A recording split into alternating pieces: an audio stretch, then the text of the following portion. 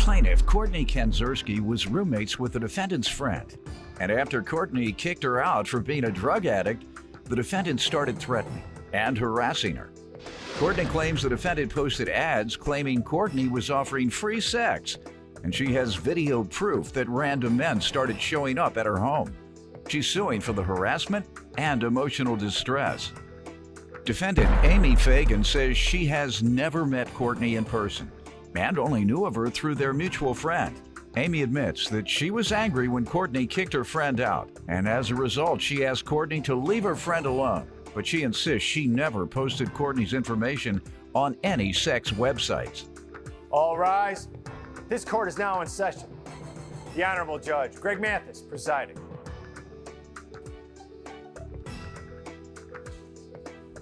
You may now be seated. Start with you.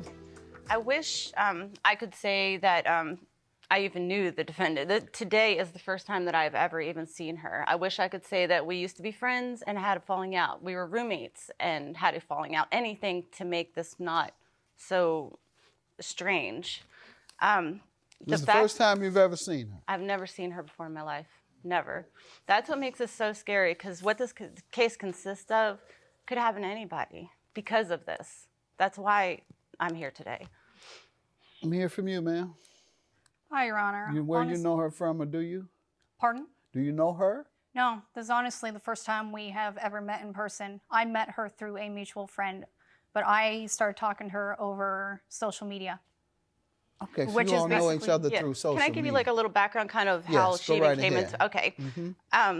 Well, first kind of let me tell you how I got to where I was and the roommate. And I'm originally from Baltimore. I was born and raised there my whole life. Always dreamed about getting out of the city and moving to the country. Tennessee is where I always want to be. In 2009, I packed up a U-Haul truck, 4 dogs and a lizard, went to Tennessee. Didn't know anybody there at all. Where'd you stay?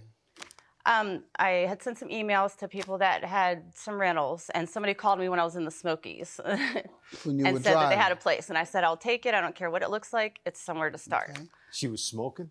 No. Nope. Yeah, Smokies, that's a good point. Yeah, Smoky Mountains. All right, go ahead. It was soon after I met a guy, and we got into a little bit of a relationship.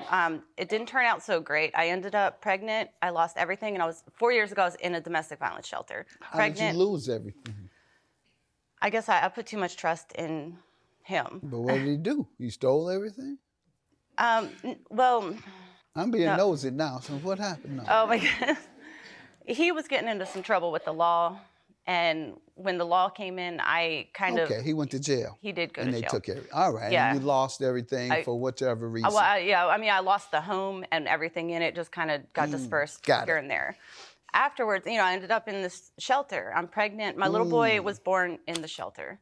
He was disabled. His legs were all twisted up when he was born.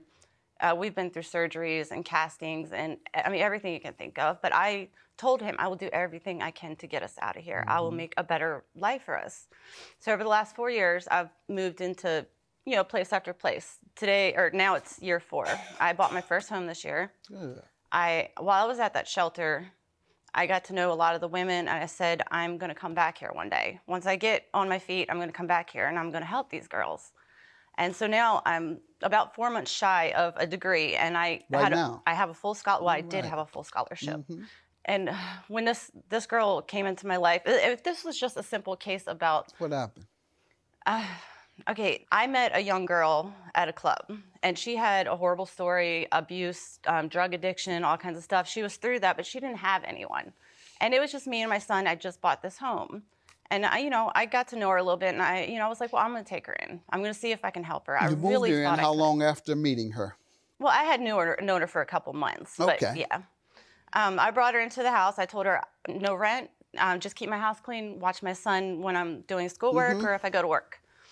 About 6 weeks in, she was watching my son while I was at a doctor's appointment. And I guess she passed out, and she had brought drugs into my house. My son, who, like I said, was disabled, ended up being locked out in the snow with no shoes, no jacket, no nothing for 3 hours. I called the police when I got home. I had them wake her up because if I did, obviously there would have been issues. But as soon as the police left, I told her, get your stuff and leave.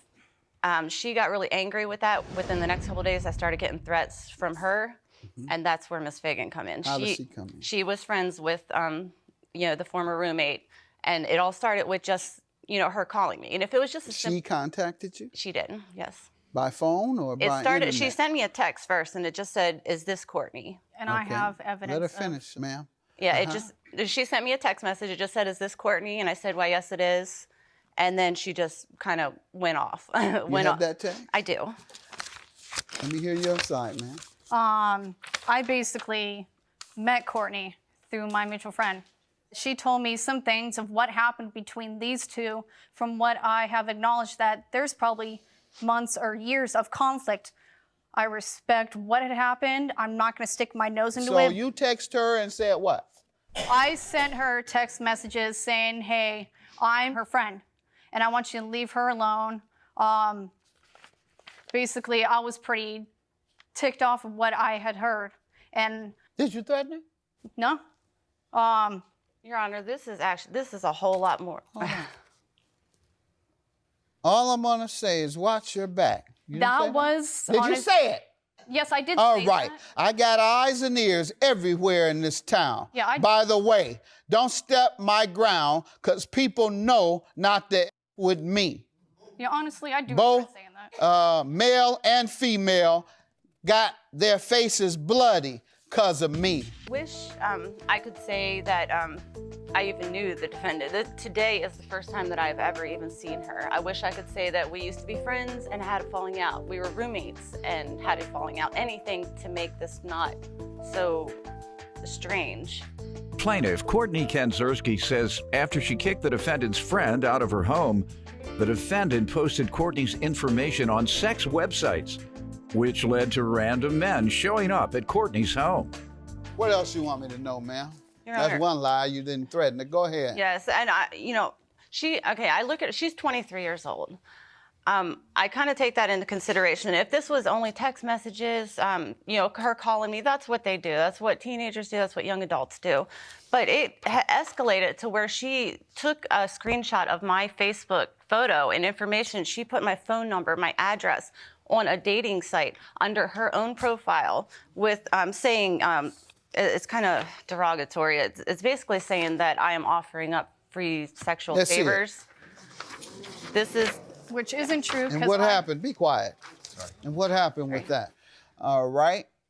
Put your phone number. Was this your actual number? Yes, yes. And it says free sexual acts with this whore. And she listed your address. My address. That's showing that it's her profile. She did it under her own profile. There's no denying anybody else could have done that but her. That profile is not even up there anymore. Well, I have it right now. It was there when that was. But I was told that it wasn't POF, that it was Craigslist. Thank you for removing your profile that gave information about coming to her house because she was a whore that performed sexual acts on strangers. Got it. What else you want to tell Your Honor, me if that wasn't bad enough, not 2 days later, I found out somebody had sent me a random message about a Craigslist ad that she had done the same thing under sexual encounters. But this was even worse because she said that, pretending to be me, that I had a sexual fantasy to have somebody break in my house, tie me up, and rape me. I mean, rape, not, and I just... Do you have proof of the email that's attached to it? Because, I actually do, yes. I have a screenshot of 4 email addresses that I do have and use. Where's the message from the... Okay. Because I know for sure I would not be that petty to create something so childish about you. Well, On I have Craigslist, proof there right is there, an Craigslist email and attached to it that you can reply to. Hopefully nothing came of any of these things. No, but I have a videotape. My house is not even a home anymore. I worked really hard to get this house. You have a videotape showing I have what? a videotape of men just coming nonstop. But you have proof that I sent those men? All the time. And the cops, I have called the police. I went to the courthouse. The police department said it's kind of a gray area. They said if someone physically does break in, then they can arrest her. But until then, nobody's really done anything because it's stupid the internet chat like kids Yeah, do. I called the Tennessee Coalition Against Domestic and Sexual Assault, hoping they could tell me how I can make this stop. I live out of I feel like I'm in danger. Like I had to get an ADT system put in. I was going to try and get a restraining order. I did.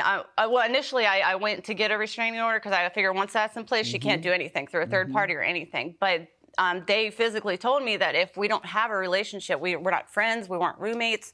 And then I went to an attorney. I mean, I had called the police over and over and over. The only thing you could have done on the threat is you had to show you were legitimately in danger. You felt legitimately in danger, and that was the first threat that we have by her own admission. Yes. She sent these texts and denied she was threatening you, but clearly that's what she was doing. That's the only thing that was possibly actionable because it connected it to a number that she had. Yes. But the internet stuff, that's kind of unclear these days. They did say that it's in federal court, though, and they're working, it's with all the new technology. I want to see, unfortunately, what came of these internet and Craigslist communications. You have something showing? We do have a video. This is my house. This is actually the second guy. And he stands there and looks around for a long period of time as if he's contemplating on what to do. And my car's there, so I'm home. That's a third guy. And then this is when my older son called me he had answered the door when one of those guys had come, and I sped out of work. I mean, I got home so quick with the police in hot pursuit because I was terrified for my children. That was the last night I worked. What makes me laugh is the fact that when all this happened, I stayed home all day, every day. I only associated with the people that I lived with. Quiet. You didn't do any of this. I understand. No, sir. The only thing you admit to doing is the text. He took a screenshot of my Facebook photo and information. She put my phone number, my address on a dating site under her own profile with saying, it's kind of derogatory. It's basically saying that I am offering up free sexual favors. Plaintiff Courtney Kenzerski says after she kicked the defendant's friend out of her home, the defendant posted Courtney's information on sex websites, which led to random men showing up at Courtney's home. Therefore, if there's no direct evidence, you go with credibility. She lied as to threatening you on these texts. It's very clear that she was. So that damaged her credibility severely. $5,000 for the plaintiff. Goodbye. Thank you, Your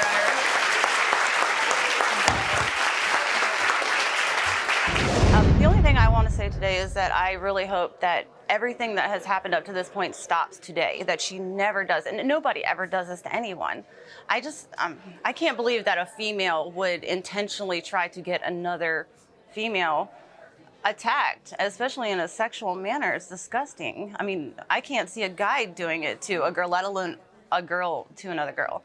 I don't want communication with you at all. But the fact that you wanted to say that I had people go to your house when I was only friends with 2 males, I would never, ever threaten somebody's life because I'm an adult. I walked away from the situation. She sat there and posted it. That's all she did. These aren't her friends. These are random dudes. There, and you did not present it. I would not take your butt to look, court over I'm not this mad at you. Just okay, but yet you brought me here. But yet I brought you here because I couldn't do it any other way. I left you. I got guys coming to my house. A month and a half because I am that. And I got random dudes just showing up at my door. But yet you couldn't stop texting me. I told you time after time to stop texting me, but yet you wanted to keep at it.